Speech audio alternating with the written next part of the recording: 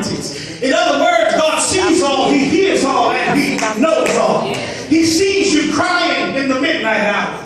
He knows when you're going through something that is tearing you apart. And sometimes you'll have to pray and beg and plead for Him to intervene.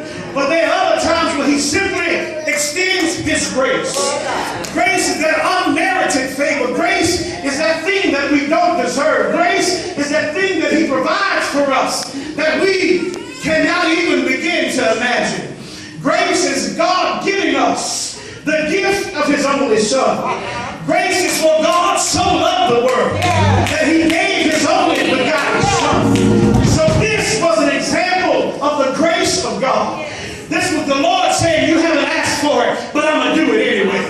This is the Lord saying, you don't know what I'm able to do, but I'm going to show you what I'm able to do. This is the Lord's doing. This is the Lord's way of saying that you need me more than you even know. So what I'm going to do is I'm going to prove to you and everybody watching that it's not over yet. Won't you look at somebody and say, it's not over yet. It's not over yet. I know it may feel like you're not going to recover from what you're going through. I know it may feel like there's no way back from that point, but I want you to know that it's not over until God says it's over. Because if you read forward a few chapters in Luke's gospel, you'll find out that he had a friend named Lazarus. And Jesus got word that Lazarus was sick. And they thought that Jesus would immediately turn around and come back to see about his friend. But Jesus waited for about 4 days. He waited until Lazarus was dead and buried. And when he came back, people got excited. But Lazarus' sister said, Lord, if you had been here, she said, if you had come sooner, our brother would not have died. The Bible declares that they took him to Lazarus' tomb. And before he asked for the stone to be moved, the Bible says that Jesus wept. The shortest verse in the Bible. You know, people will always quote that one when they don't know anything else.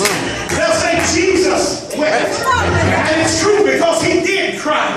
Which lets me know that he feels just like we feel. But he said, now move the stone out of the way. And then about that time, Jesus called Lazarus' name. He said, Lazarus, come forth. In other words, he said, what was dead is going to come back to life. Because I am the resurrection and the life.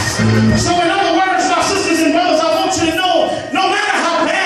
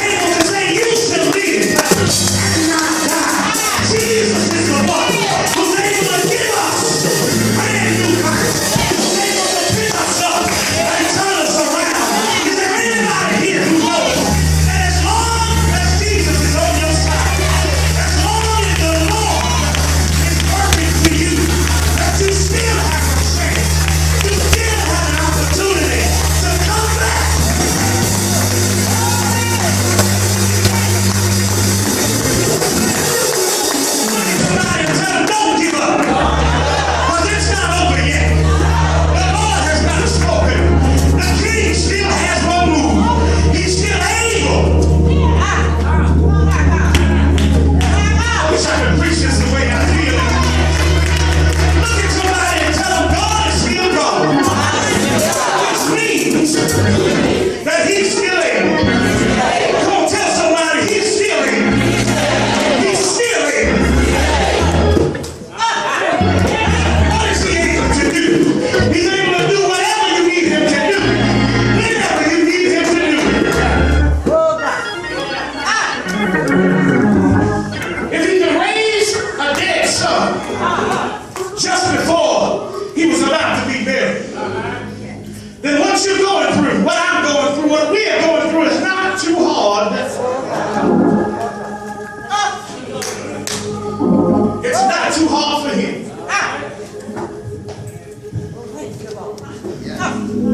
Thank you.